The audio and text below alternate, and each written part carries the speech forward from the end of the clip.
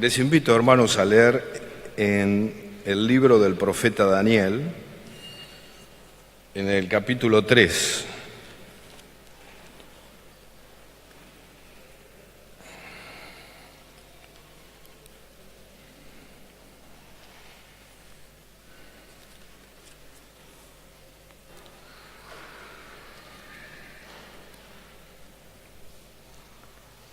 El libro de Daniel, el capítulo 3, una escritura muy conocida, muy famosa, y que contrasta con la reflexión que nos trajo Matías recién. Dice así el primer versículo: el rey Nabucodonosor hizo una estatua de oro cuya altura era de 60 codos y su anchura de 6 codos. La levantó en el campo de Dura, en la provincia de Babilonia. Y me gustaría leer todo el capítulo, pero vamos a tener que, como no hay mucho tiempo, saltar al versículo 4. Dice: y el pregonero anunciaba en alta voz: mándase a vosotros, oh pueblos, naciones y lenguas, que al oír el son de la bocina, de la flauta, del tamboril, del arpa, del salterio, de la zampoña y de todo instrumento de música, os postréis y adoréis la estatua de oro que el rey Nabucodonosor ha levantado. Y cualquiera que no se postre y adore, inmediatamente será echado dentro de un horno de fuego ardiendo. Por lo cual, al oír todos los pueblos el son de la bocina, de la flauta, del tamboril, del arpa, del salterio, de la zampoña y de todo instrumento de música, todos los pueblos, naciones y lenguas se postraron y adoraron la estatua de oro que el rey Nabucodonosor había levantado. Después tendremos chance de leer algún texto más de esta historia que es muy interesante, muy apasionante. Esta historia no es una ficción, no es una novela, ni es un cuento, es algo que efectivamente ocurrió. A diferencia del capítulo anterior, el capítulo 2, que el rey había soñado con una gran estatua. Y eso sí, era una ficción. Y era todo simbólico que después el profeta Daniel iba a interpretar qué quería decir. Pero en este caso no es una ficción, no es un cuento, no es una novela. Hay por lo menos 4 elementos, 4 marcas que indicarían que esto realmente ocurrió, como ocurre con cualquier relato que efectivamente ocurre. Primero se da la fecha. Dice en el texto 1, el rey Nabucodonosor, que es un rey que gobernó Babilonia, uno de los más importantes porque fue cuando Babilonia estaba en su apogeo, y esto es en la fecha aproximadamente 600 años antes de Cristo, o sea, hace 2600 años. Esto está ubicado entonces en el tiempo. Además, otra marca es que se dan las medidas de la estatua. Una mole imponente, dice que tenía entonces 60 codos. Aproximadamente 60 codos de alto es alrededor de entre 25 y 30 metros. 25 o 30 metros es un edificio de 10 pisos, más o menos, o 25... alrededor de 10 pisos. Supongo que este techo debe tener, digamos, no más de 10 metros, ¿no?, del piso. Así que tendríamos que pensar en una estructura el triple de la altura del templo.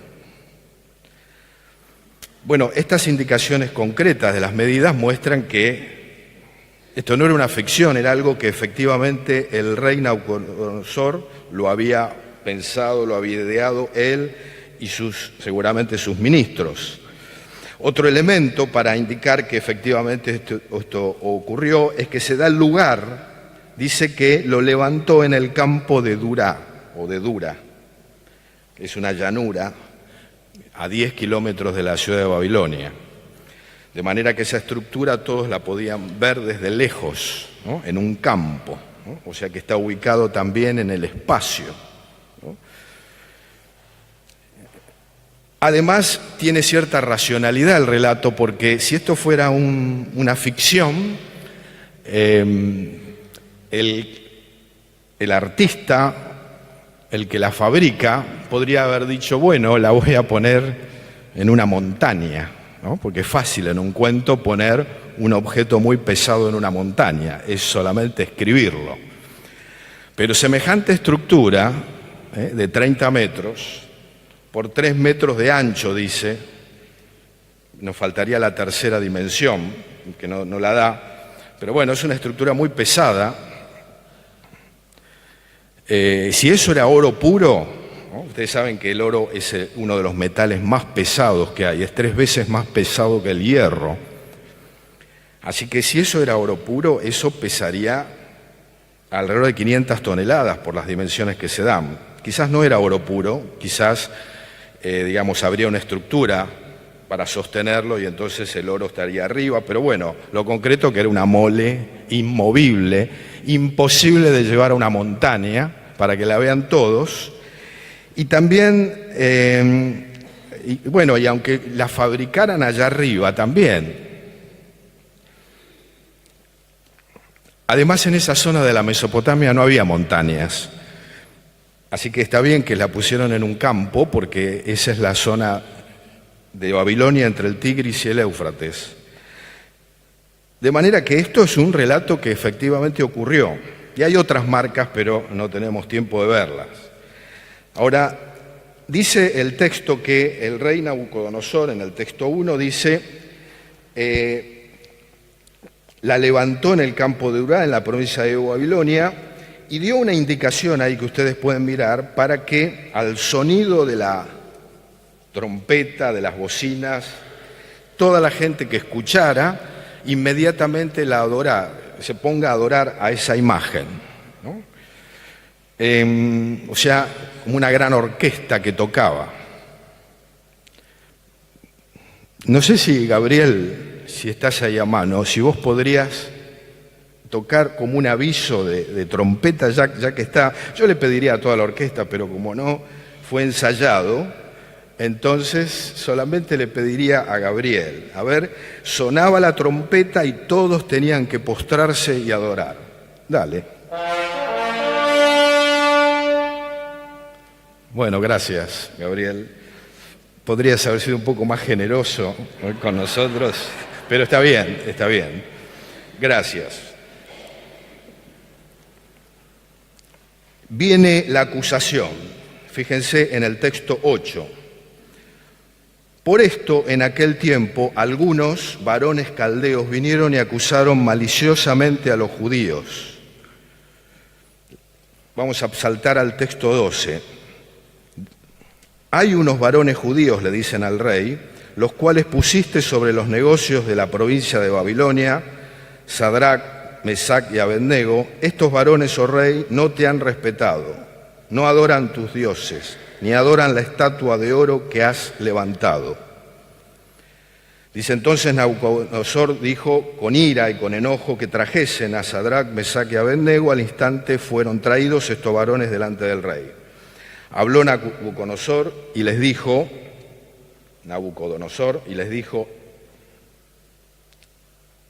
y ahí viene la pregunta. ¿Es verdad, Sadrac, Mesac y Abednego, que vosotros no honráis a mi Dios, ni adoráis la estatua de oro que he levantado? Ahora pues estáis dispuestos para que al oír la bocina, y les da como una chance para que ellos entonces cumplan la orden, ¿no? Hoy en día no tenemos estatuas, no tenemos dioses así de este tipo, no somos tentados de esta misma manera para honrar a Dios, para deshonrar a Dios y adorar otros dioses, pero tenemos actividades que estarían cumpliendo una función parecida. Yo anoté algunas acá: el dinero. Algunas actividades son lícitas, otras no, pero cuando ocupan el lugar de Dios podrían ser equivalentes a esta estatua de oro, ¿no? El dinero, los deportes, las diversiones, la televisión, los vicios, la pornografía, las mentiras, los engaños, las malas palabras, la vestimenta indecorosa, las fiestas, los bailes, etcétera. Toda una serie de actividades que podrían estar cumpliendo esa función de una estatua que está en el lugar de Dios para ser adorada. Ahora, ¿quiénes eran estos muchachos que fueron acusados, ¿no? Sadrac, Mesac y Abednego. Si podemos ver en el capítulo 1 quiénes eran, estos eran judíos que formaban parte de, que fueron tomados esclavos cuando Babilonia conquistó a Jerusalén, algunos años antes, seguramente 20, 30 años antes, y fueron trasladados, fueron exiliados ahí a Babilonia. Pero eran muchachos muy inteligentes, muy sabios, bien preparados, fueron seleccionados. Dice el texto 1, 17, dice: a estos 4 muchachos estaba Daniel también. Dios les dio conocimiento, inteligencia en todas las letras y ciencias, y Daniel tuvo entendimiento en toda visión y sueños. Y dice también que el texto el 20 directamente: en todo asunto de sabiduría e inteligencia que el rey les consultó, los halló 10 veces mejores que todos los magos y astrólogos que había en todo el reino. Así que estos eran hombres especiales, mejores que todos los demás, y que formaban parte de los colaboradores del rey. Los nombres estos que se dan en el capítulo 3 que hemos leído, Sadrac, Mesac y Abednego, no eran sus nombres originales. Los nombres originales son los que están aquí en el texto 1, ¿no? Leemos, Daniel, Ananías, Misael, Azarías. Se les cambió el nombre. Esos nombres que terminan en Ías, ¿no? Como Matías, estuvo recién, Isaías, Jeremías, Malaquías, Isaías, Abdías. Y bueno, estos, Ananías, Azarías, esa Ías es una terminación que habla de Jehová. Cada vez que un nombre termina en Ías, habla de Jehová y está hablando de algún atributo de Dios, o digamos de Jehová, de la segunda persona de la Trinidad. O también está indicando que quien lleva ese nombre es siervo de Jehová. Y la terminación él, como estaba ahí en Misael, ese habla de Dios el Padre y también habla de algún atributo, que ustedes los pueden buscar en cualquier herramienta de consulta, los significados, o directamente en el Google también salen los significados de estos nombres que tienen que ver con Jehová, si termina en Ías, y si termina en él, tiene que ver con Dios, Dios el Padre. Así que Misael, Joel, Daniel,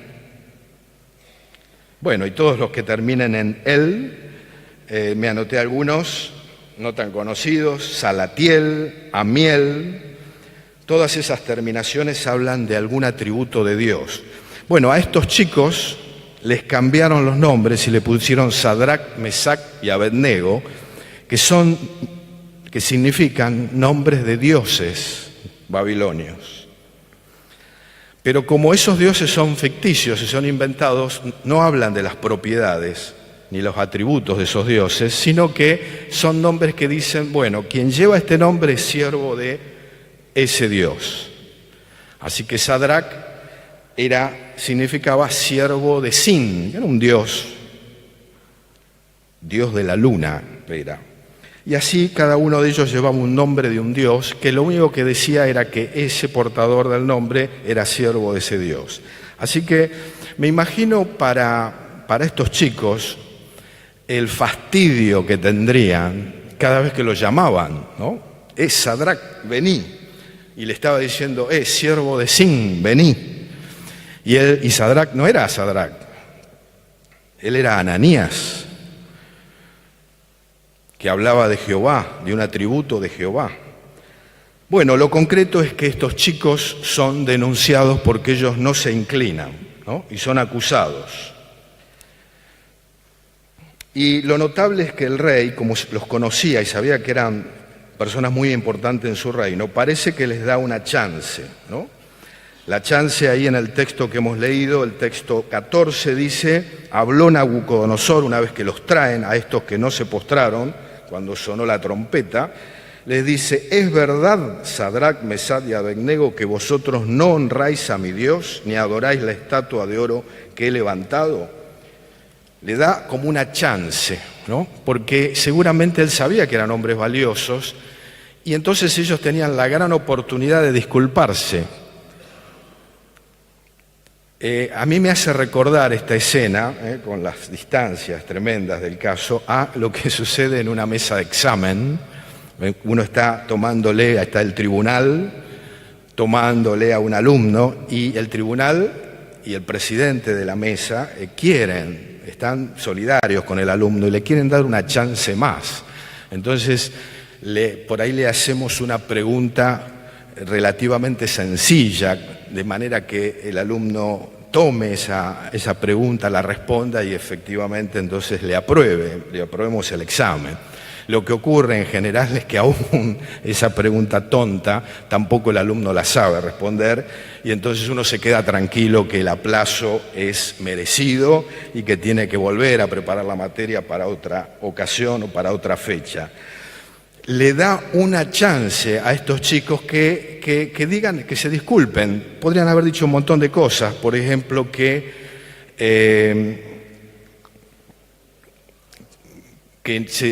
no se dieron cuenta del anuncio, ¿no?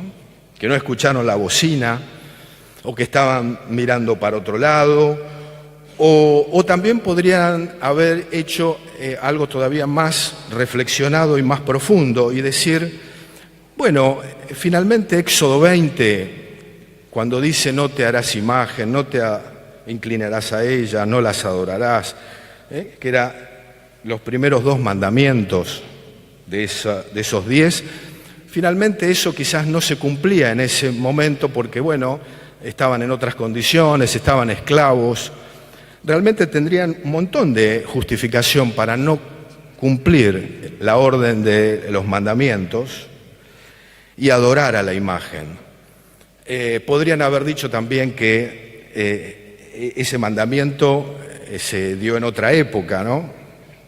Moisés escribió en las tablas de la ley los 10 mandamientos casi 1000 años antes de esto, y además lejísimo de ahí, lo escribió en la península de Arabia, donde está el monte Sinaí, justo al límite entre África y Asia, y ellos estaban lejísimo de ahí, estaban en Babilonia, en la Mesopotamia, en línea recta casi 1000 kilómetros, y si tuvieran que ir por caminos podrían ser casi 2000 kilómetros. Entonces podrían haber dicho, estas escrituras no se aplican a Babilonia.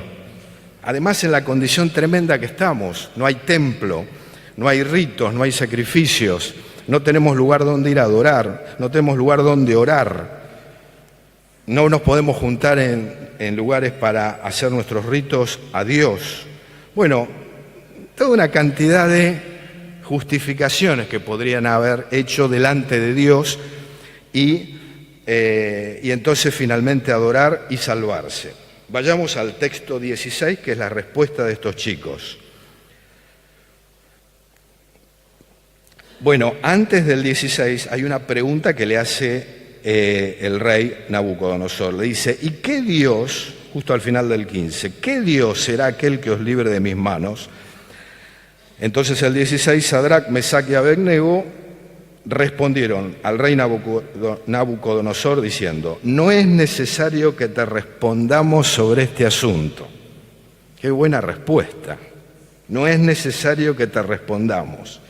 Leemos el 17. He aquí nuestro Dios, a quien servimos, puede librarnos del horno de fuego ardiendo, y de tu mano, oh rey, nos librará.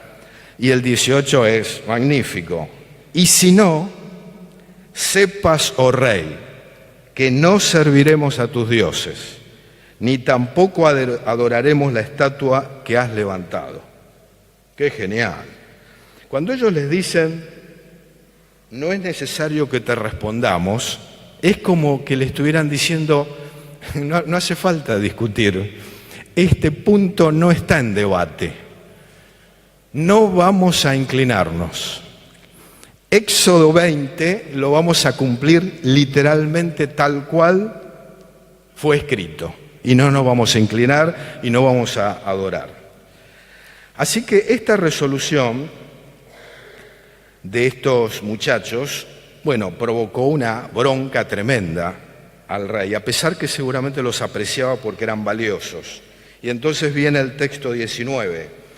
Nabucodonosor, dice, entonces Nabucodonosor se llenó de ira y se demudó el aspecto de su rostro contra Sadrac, Mesac y Abednego y ordenó que el horno se calentase 7 veces más de lo acostumbrado. Dice, y mandó hombres muy vigorosos que tenía en su ejército que atasen a Sadrac, Mesac y Abednego para echarlos en el horno de fuego, ardiendo. Entonces estos varones fueron atados con sus manos, sus calzas, sus turbantes, sus vestidos y fueron echados dentro del horno de fuego. Y como la orden del rey era apremiante y lo habían calentado mucho, la llama del fuego mató a aquellos que habían alzado a Sadrac, Mesac y Abednego. Y estos 3 varones, Sadrac, Mesac y Abednego, se cayeron atados dentro del horno de fuego ardiendo. 7 veces más caliente puso el horno.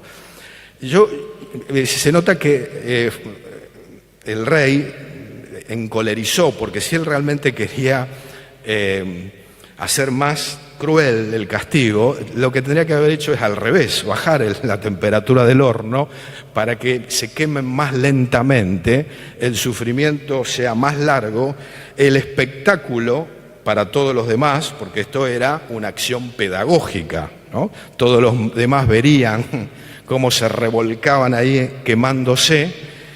Y entonces lo debió haber puesto más lento, pero bueno, estaba medio loco Nabucodonosor y lo pone 7 veces más caliente, que si efectivamente los hubieran quemado, hubiera sido instantáneo, ¿no? O sea, no hubieran sufrido nada. Bueno, esa es la sentencia que da el rey. Finalmente, vamos a leer el texto 24 hasta el 27, que es el motivo por el cual traigo este texto a la reunión de hoy.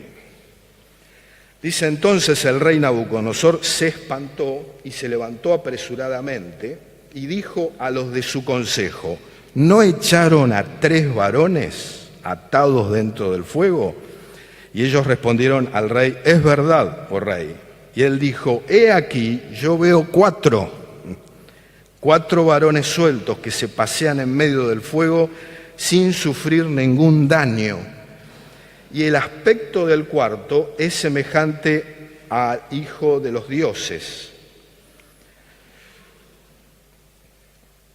Leamos el siguiente. Entonces Nabucodonosor, versículo 26, se acercó a la puerta del horno de fuego ardiente y dijo, Sadrac, Mesac y Abednego, siervos del Dios Altísimo, salid y venid. Entonces Sadrac, Mesac y Abednego salieron de en medio del fuego. Y fíjense el 27, dice que se juntaron los sátrapas, los gobernadores, los capitanes y los consejeros del rey para mirar a estos varones, como el fuego no había tenido poder alguno sobre sus cuerpos, ni aun el cabello de sus cabezas se había quemado, y sus ropas estaban intactas. Y da detalles como para todavía ser más, poner mayor énfasis en el milagro. Y ni siquiera olor de fuego tenían.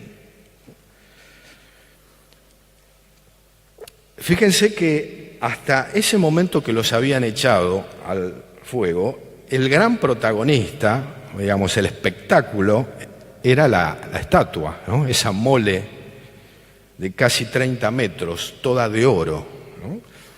Pero a partir del momento que los echan en el horno, ahí cambia totalmente el protagonismo. Ahí el protagonismo lo tiene estos muchachos y este cuarto hombre, que como está relatado por un pagano, él dice que parece el aspecto de hijo de los dioses. Nosotros podemos ver aquí que ese cuarto hombre era la segunda persona de la Trinidad. No tenemos detalles concretos en el texto para decir esto, pero no era la primera vez que el ángel de Jehová, que es el mismo Jehová, se hace presente, y es lo que los teólogos llaman una teofanía o una cristofanía. Y ahí desciende, y entonces el protagonismo de todo el mundo está en ese horno. A mí este tipo de textos son los que más me encantan de la Biblia, porque estos textos donde ocurre un milagro ponen a prueba nuestra fe y de alguna manera también se burlan de los académicos, los agnósticos, los escépticos, los eruditos de todas las disciplinas de las ciencias sociales y de las ciencias naturales. Porque acá ocurre algo que no es habitual y que no se puede explicar. Y parecería como que Dios mismo se está como, yo diría, no sé si es así, medio riéndose, porque esto es difícil de creer. Es difícil de pensar que esto efectivamente ocurrió. Nosotros lo tenemos medio naturalizado, ¿no? Nosotros creemos en los textos bíblicos, pero cuando uno se encuentra un pasaje así, esto es chocante, chocante contra la racionalidad, contra el pensamiento bien así estructurado, que tiene que ser todo probado. Acá ocurrió un milagro. Y es notable cómo cada vez que aparece un milagro en la Biblia, muchos teólogos críticos cambian el significado de las Escrituras. Cuando aparece un milagro parece que esos textos empiezan a decir otras cosas, no lo que dicen, que es un lenguaje simbólico, que el horno en definitiva es una figura de que las conciencias se queman y que entonces uno tiene que responder a Dios de una manera así. Y bueno, y así toda una serie de explicaciones que son medio versos, ¿no? O en singular, verso, ¿no? O sea, cada vez que aparece un milagro se debilita el significado del texto, mostrando que no dice lo que dice, ¿no? Esto lo hacen muchos teólogos también, teólogos relativistas, biblistas. Esto se enseña en las universidades, ¿no? Cuando se trata de estudiar los textos sagrados. Si hay un milagro, eso fue es una explicación simbólica, ¿no? Es cierto que este capítulo 3 de Daniel tiene también un segundo significado profético, porque muy probablemente también se está refiriendo a que en la época del anticristo se va a levantar también una gran estatua y todos van a tener que adorarla. Pero bueno, ese es un segundo significado para la rama de la escatología, de la profecía, eso está bien. Pero el primer significado es que efectivamente esto ocurrió y que Jesucristo bajó a ese horno. Y dice el comentario de ese comentario tan popular, comentario exegético explicativo de la Biblia de la Casa Bautista, de Jamieson, Fawcett y Brown, dice que esta bajada de Dios era el preludio, o es uno de los preludios de la encarnación. Así que fíjense que no era necesario que se haga presente este cuarto hombre, porque el milagro podría haber ocurrido igual, ¿no? Ustedes pueden estudiar después, más adelante en la profecía, en el libro de Daniel, que Daniel, por un evento parecido a esto, es llevado al foso de los leones, y ahí no baja un cuarto hombre, aunque él dice que un ángel cerró la boca de los leones. Pero no parece que sea Cristo que haya estado ahí. ¿Recuerdan en ese incidente del centurión que quiere que Jesús sane al hijo, no al hijo, al criado? Y entonces le dice que lo sane, y Jesús le dice, bueno, voy a ir a tu casa y lo voy a sanar. Y él le dice, no hace falta, solamente decí lo que hay que hacer y ya listo, ya se va a sanar. Y Jesús dice que se maravilla de haber encontrado tanta fe, ¿no? O sea que Jesús elogió esa afirmación, mostrando que es cierto, no hace falta que él baje. No hace falta que vaya al lugar del milagro, él lo puede hacer a la distancia. Sin embargo, él bajó.